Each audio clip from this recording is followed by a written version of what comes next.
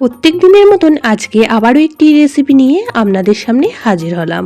আজকে আমি বানিয়ে নেব দুর্দান্ত স্বাদের বেগুনের একটি রেসিপি, যেটা রুটি ভাত সব কিছুর সাথেই খেতে লাগবে অসাধারণ।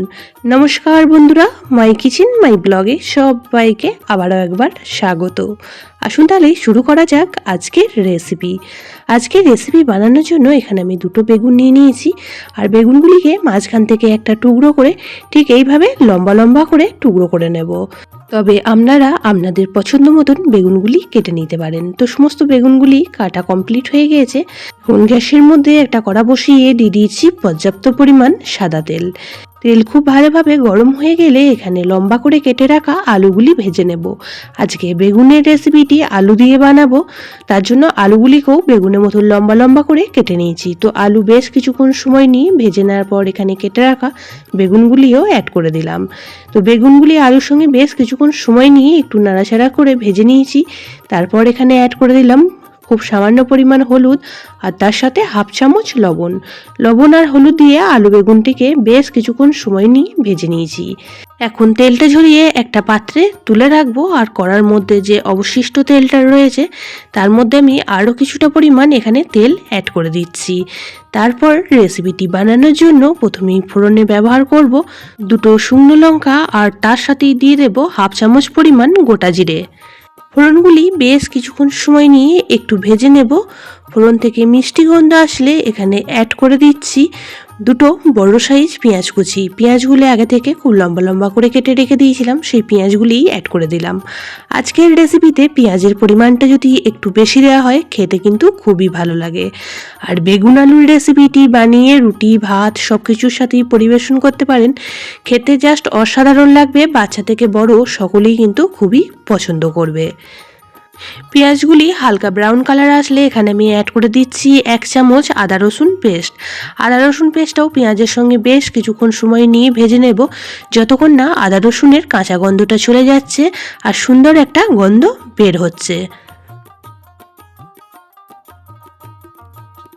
আদা ও রসুন পেস্ট ভালো করে পেঁয়াজের সঙ্গে ভেজে নিয়েছি। এখন খুব সুন্দর একটা গন্ধ বের হচ্ছে। এই পর্যায়ে অ্যাড করে দিলাম দুটো মিডিয়াম সাইজের টমেটো পেস্ট। জারটা ধুয়ে কিছুটা পরিমাণ জলও অ্যাড করে দিলাম।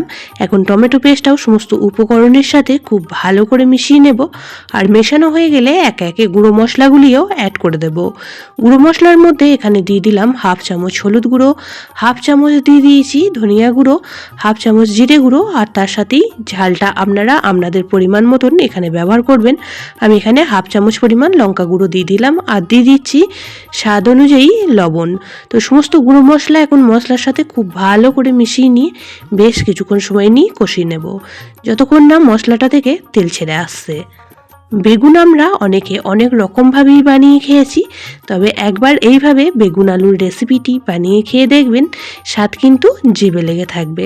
তো মশলা খুব সুন্দর করে কষানো হয়ে গেলে এখানে আগে থেকে ভেজে রাখা আলু আর বেগুনটা অ্যাড করে দিচ্ছি।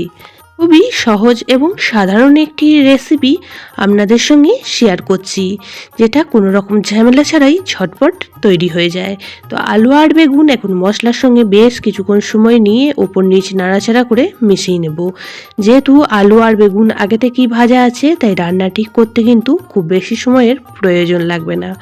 এখন দিয়ে দিচ্ছি এর মধ্যে ফ্লেভারের জন্য বেশ কিছুটা পরিমাণ কাঁচা লঙ্কা কুচি। সমস্ত উপকরণ বেশ কিছুক্ষণ সময় নিয়ে এইভাবেই নাড়াচাড়া করে ঢাকা চাপা দিয়ে রান্নাটি করে নেব 3 থেকে 4 মিনিট সময় নিয়ে। পুরনো বন্ধুরা সবসময় আমার পাশে থেকে আমাকে এতটা সাপোর্ট করার জন্য অনেক অনেক ভালোবাসা।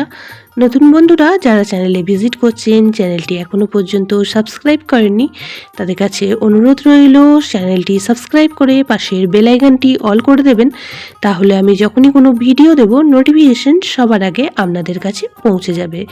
ঢাকা চাপা খুলে নিয়ে খুব ভালো করে একবার নাড়াচাড়া করে নিয়ে এখানে অ্যাড করে দিলাম খুব সামান্য পরিমাণ একটু জল।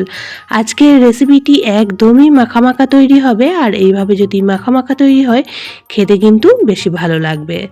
তবে আপনারা যদি গ্রেভিটা বেশি পছন্দ করেন সেক্ষেত্রে জলের পরিমাণটা একটু বেশি দিয়ে দেবেন। তো একটা আলু কেটেও দেখিয়ে দিলাম কতটা সুন্দরভাবে সিদ্ধ হয়ে গিয়েছে, আর রেসিপিটিও আমাদের প্রায় রেডি হয়ে এসেছে। বেগুন একটি সাধারণ সবজি, কিন্তু রান্না যদি একটু অন্যরকমভাবে করা হয় এর স্বাদ কিন্তু দ্বিগুণ বেড়ে যায়।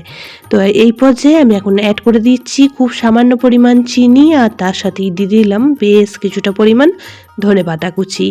তো এখন সমস্ত উপকরণ আবারও খুব ভালো করে মিশিয়ে নিচ্ছি, আর মেশানো হয়ে গেলেই একদমই রেডি গরম গরম ভাত বা রুটির সাথে পরিবেশন করার জন্য আমাদের বেগুনের দুর্দান্ত স্বাদের রেসিপিটি।